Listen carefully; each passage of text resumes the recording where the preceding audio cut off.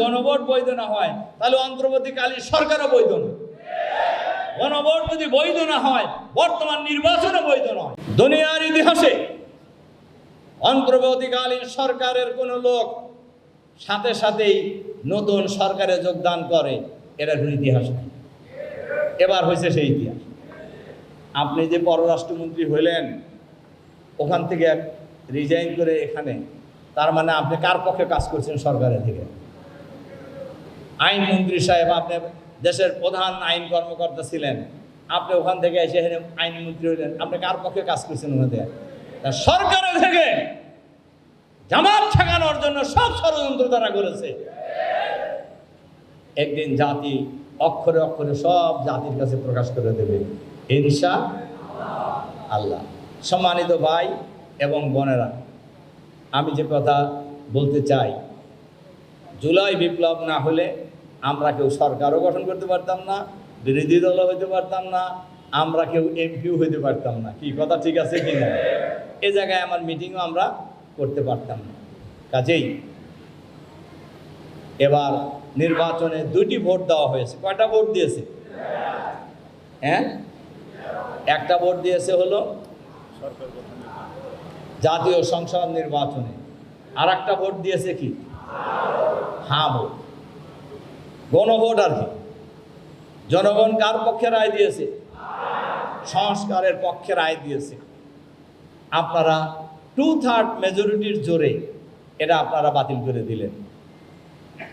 তার মানে 70% জনগণের রায় দিয়ে 2 পয়সার দাম নাই। আপনার জনগণকে বোকা মনে করেন। বিএনপির এক সিনিয়র নেতা বলছেন তা আসলে জনগণ বুঝে দেয় নাই। জনগণ বোঝে কি বোঝে না, হাসিনাকে জিজ্ঞাসা করে দেয়। আবার আর একজন বলছেন যে বেশি কথা কয়, সে বলছে যে আমরা এই নির্বাচনটা আদায় করার জন্য গণভোটে রাজি হয়ে গেছি। আবার কেউ কেউ বলছেন যে গণভোট সংবিধানে নাই। জিয়াউর রহমান সাহেবের সময় একবার গণভোট হয়েছিল, ওটা হলো কিভাবে? এরশাদের সময় একবার গণভোট হয়েছে, খালেদা জিয়ার সময় একবার গণভোট হয়েছে, কোনো সময় সংবিধানে ছিল না। তো ওগুলো যদি বৈধ হয় এখন হবে না কেন? আর এখন যদি গণভোট বৈধ না হয় তাহলে অন্তর্বর্তীকালীন সরকারও বৈধ না। গণভোট যদি বৈধ না হয় বর্তমান নির্বাচনও বৈধ নয়। তাহলে আপনার নির্বাচন যদি বৈধ না হয় আপনার সরকার বৈধ হয় কেমন? কাজেই সবাইকে হিসাব নিকাশ করেই আপনারা মনে করতেছেন যে দেশের মানুষ মনে হয় কিছু বুঝতেছে না। আসলে কি তাই? জনগণ বোঝে না। না বুঝলে হাসিনার মতো এই রকম শক্তিকে, যার বিরাট ছায়ার মতো ছিল প্রতিবেশী রাষ্ট্র, তাকে খেদায়া ঝাঁটায়া বিদায় করছে।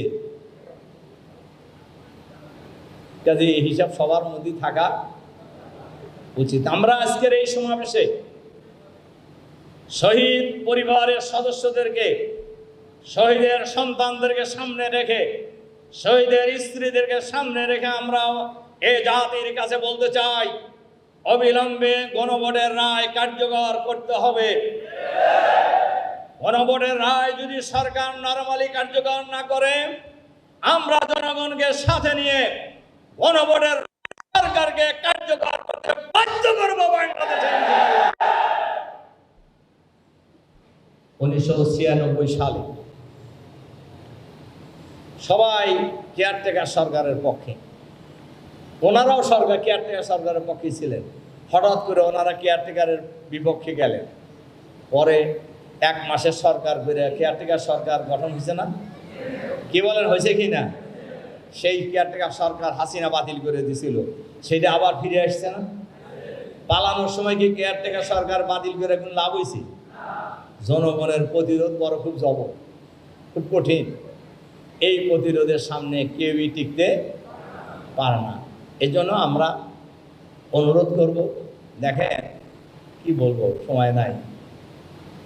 সংস্কারের মধ্যে মানবাধিকার কমিশন সংস্কারের কথা ছিল, দুর্নীতি দমন কমিশন সংস্কারের কথা ছিল, পুলিশ কমিশন পুলিশ সংস্কারের কথা ছিল, বিচার বিভাগের স্বাধীন সচিবালয়ের কথা ছিল।